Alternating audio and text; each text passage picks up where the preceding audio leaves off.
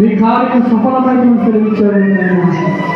మాకు ధైర్యాన్ని దయచేయండి ప్రభు, ధైర్యాన్ని దయచేయండి. ఈ దినాల్లో మేము ధైర్యాన్ని కోల్పోతున్నాం ప్రభు.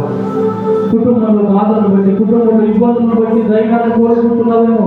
అధైర్యపడద్దు, అధైర్యపడద్దు. యేసు వారితో ఉన్నాడు కనుక వారు ధైర్యంగా మాట్లాడారు. యేసు వారితో ఉన్నాడు కనుక అక్కడ అనేకులు ఉన్నారు. యేసు నీతో ఉంటే నువ్వు ధైర్యంగా ఉంటుంది. యేసయ్యా, నువ్వు నాలో ఉండండి, నేను నాతో ఉండండి ప్రభువా. నువ్వు లేకపోతే నాకు ధైర్యం లేదు ప్రభువా. నేను బలహీనుడిని, నేను బలహీనురాలిని ప్రభువా. నేను బలహీనుడు ప్రభువా.